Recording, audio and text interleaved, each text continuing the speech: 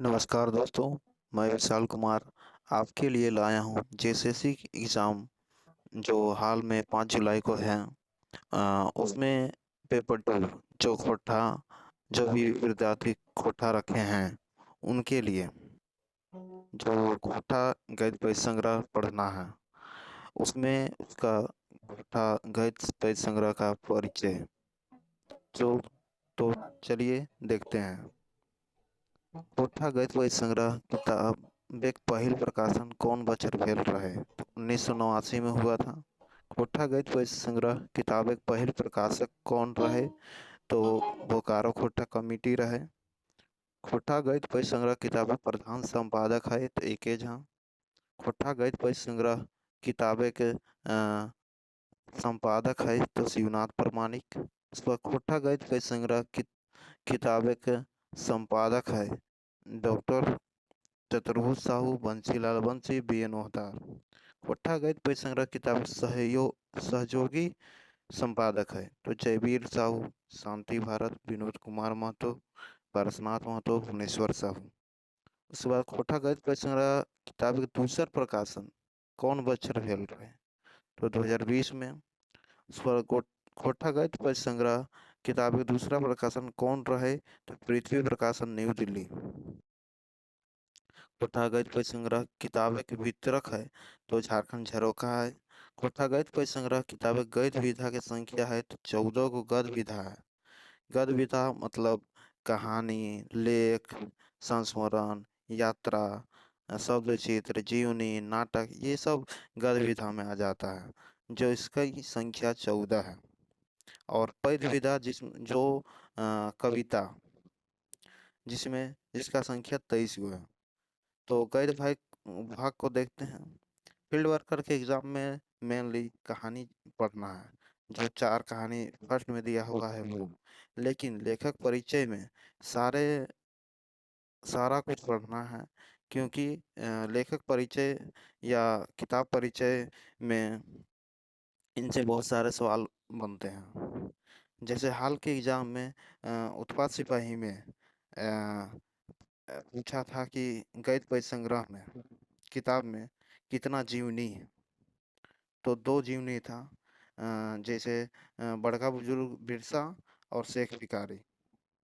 तो इसी तरह ये परिचय जानना बहुत जरूरी है। तो चलिए जानते हैं। पहला कहानी है गद्य पद्य संग्रह में मांझू, जिसके लेखक भुवनेश्वर साहू हैं। और भुवनेश्वर साहू का भी परिचय जानेंगे लेकिन वो अगले क्लास में या उसके लिए अलग से वीडियो लाया जाएगा। उसके बाद धर्म कर्म कहानी है दिनेश कुमार दिनमणि का। उसके बाद सुवर्ण माटिक टान है भोगनाथ ओहदार का। चासा कहानी है बंसीलाल बंसी का। परपन सर्टिफिकेट लेख है अमर कुमार का। उसी प्रकार छठा लेख है उड़ीस महात्म महेश गोलवार जी का। महेश गोलवार यहीं क्या बोलते हैं चितरपुर रामगढ़ में चितरपुर कोला है तो वहीं के ये लेखक हैं, हमारे लोकल ही हैं। खोटा एगो स्वतंत्र समृद्ध भाषा लेख है। अगला चैप्टर शिवनाथ प्रमाणिक जी ने लिखा है। उसके बाद बोरवा डक अखय बोर संस्मरण शांति भारत ने लिखा है। उसी तरह नौवां उड़ गेलक फुलवा रह गेलक बांस संस्मरण है गोविंद महतो जंगली जी ने लिखा है। 10वां है दार्जिलिंग और गंगटोक यात्रा यात्रा वृत्तांत है डॉक्टर चतुर्भुज साहू ने लिखा है। उसमें 11वां है पूटी और पालू शब्दचित एके झा के द्वारा लिखा गया है। उसमें 12वां है बड़का बुजुर्ग बिरसा जीवनी एके झा के द्वारा लिखा गया है। उसमें 13वां शेख भिखारी जीवनी है जो पारसनाथ महतो के द्वारा लिखा गया है। और 14वां है डाह एकांकी नाटक जो सुकुमार के द्वारा लिखा गया है। उसके बाद अगला है पद्य भाग।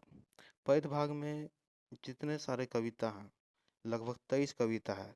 23 का कविता का नाम और उसके लेखक जानना बहुत जरूरी है क्योंकि इससे बहुत सारे क्वेश्चंस बन सकते हैं।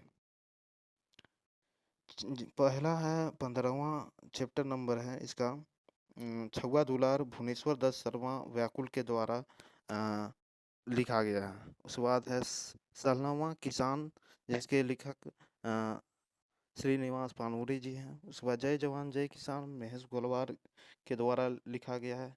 एखनेक जिनगानी संतोष कुमार महतो के द्वारा लिखा गया है। 19वां बाहर अंग्रेज पी के मरांडी के द्वारा लिखा गया है। उसके बाद 20वां चैल चिन्हा एके झा के द्वारा लिखा गया है। मानिक हामर प्रहलाद चंद्र दास के द्वारा लिखा गया है। उसके बाद 22वां बखरी बसंत राग भारत यायावर के द्वारा लिखा गया है। उसके बाद 23वां मर्दक पुथैल अनंत कुमार झा के द्वारा लिखा गया है। उसके बाद 24वां गांवक मानुष बंसीलाल बंसी द्वारा लिखा गया है। 25वां पयान गीत शिवनाथ प्रमाणिक के द्वारा लिखा गया है।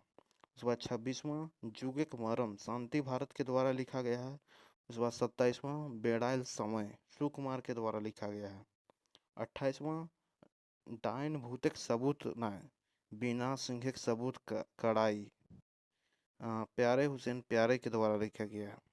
कखन हतक भोर प्रदीप कुमार दीपक के द्वारा लिखा गया है। चीकरे धरतिक पुथा दर्शन प्रसाद सिंह के द्वारा लिखा गया है। देशक जवान विनोद कुमार के द्वारा लिखा गया है। धरतिक छोटा नागपुरे शिवनाथ शिवनंदन पांडे गरीब के द्वारा लिखा गया है। उसके बाद हैं हासिक जोगाड़ रामशरण विश्वकर्मा के द्वारा लिखा गया है। 34वां है तनी लहर तनी सुन रे मानुष विश्वनाथ दसौंधी राज के द्वारा लिखा गया है।